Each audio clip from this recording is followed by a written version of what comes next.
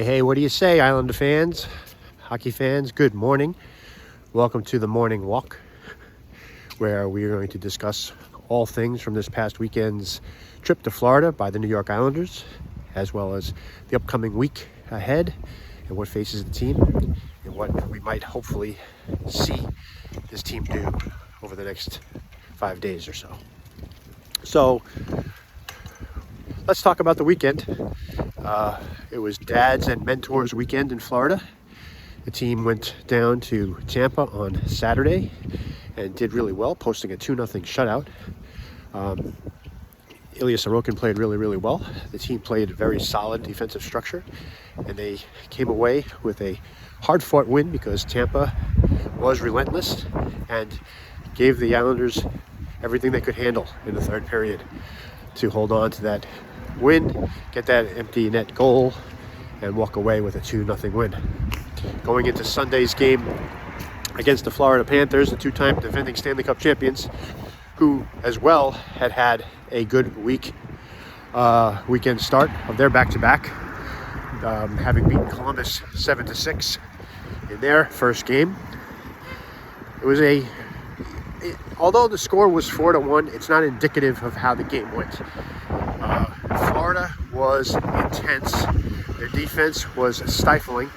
Islanders never really seemed to find their footing in this game to create a consistent offensive push.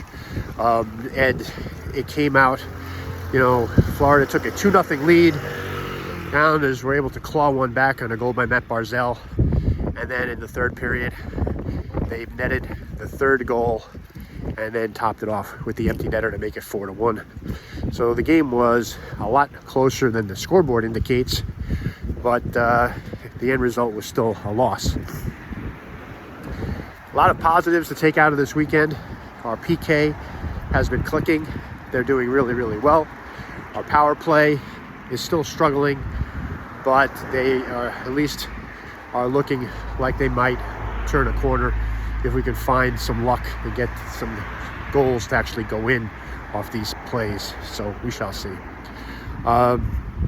One shining light in all of this has been the insertion of Mark Deckelman to the lineup.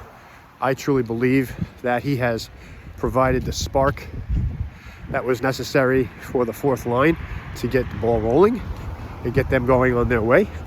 So kudos to Patrick Roy for bringing Mark Deckelman into the lineup. And hopefully he will stay there on the fourth line for a while, let those guys gel. They provided a lot of consistent pressure, a lot of physicality. And another positive sign was the play of Travis Mitchell against the Panthers. Travis Mitchell did not play in the Tampa game. Adam Boqvist did. But Travis Mitchell was inserted into the lineup on Sunday, and his big presence and his physicality resulted in a lot of disruption with respect to the Florida Panthers. Yes, he took 2 penalties, but both times he took somebody into the box with him, creating 4-on-4s in both instances. So you like to see the physical presence. You like to see him take control of the situation, and that was good. That's his role as a bottom 6 defenseman. I think he will fit right in, and if he continues to play that way, it'll be hard to keep him out of the lineup. So 1-1 on the weekend, 2 out of a possible 4 points. In the Eastern Conference and in the Metro Division, every single point seems to be something almost like the golden ticket. The conference is really tightly packed. The Metro Division is ridiculously tightly packed.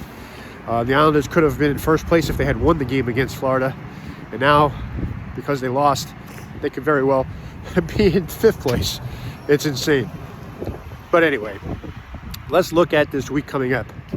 Tuesday, they play the Vegas Golden Knights at UBS Arena. First time Vegas Golden Knights are in town.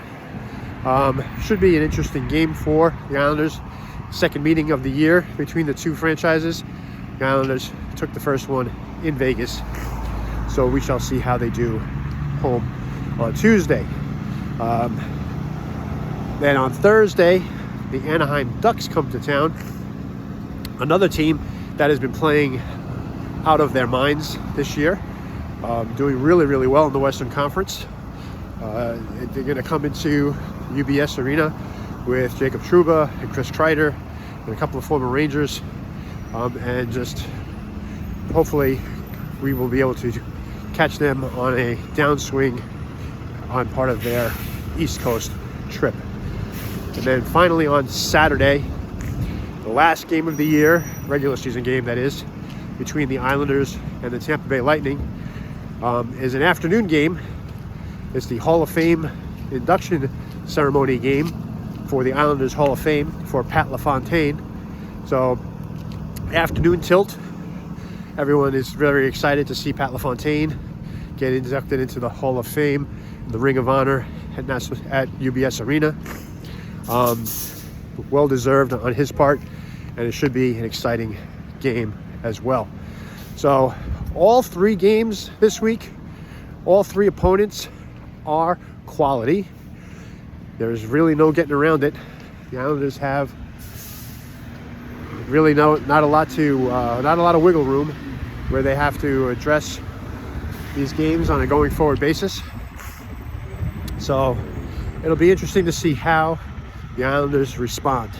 There aren't any easy games in the NHL this season. The parity is real. The teams are all bunched together.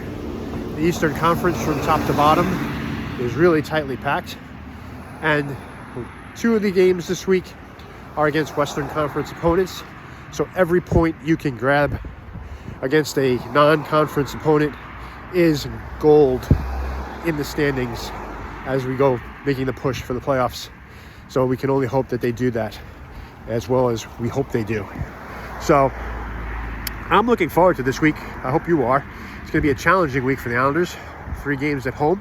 Hopefully we can come away with some points and turn our luck around at UBS, which has been fits and starts this year. We have yet to find our stride to create UBS as an environment where the Islanders dominate. But you got to start someplace. Let's start this weekend. This week would be good. So I, as always, am very happy with everyone who's been following me. You guys have been great commenting. Like on today's video, if you want to add to the conversation, please do. Just comment down below. Always welcome those comments. I try to answer as many as I possibly can and engage in conversation with everyone as time goes on. I think it's helpful to the community. And if you are really enjoying my content, I would really ask you to repost it.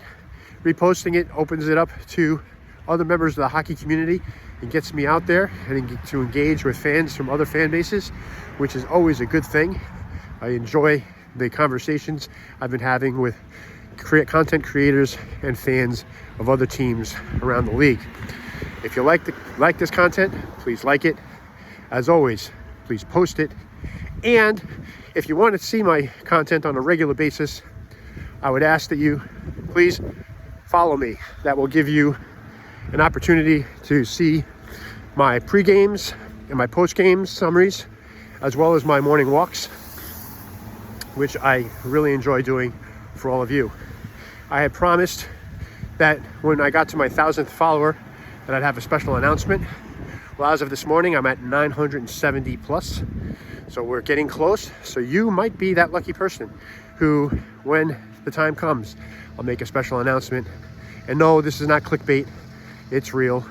There is something at the end of the rainbow here. I'll be more clear about it when the time arises. Anyhow, I'm glad you joined me today. I'm looking forward to this week. I'm looking forward to it. I hope you're looking forward to it. Let's go, Islanders. Let's go.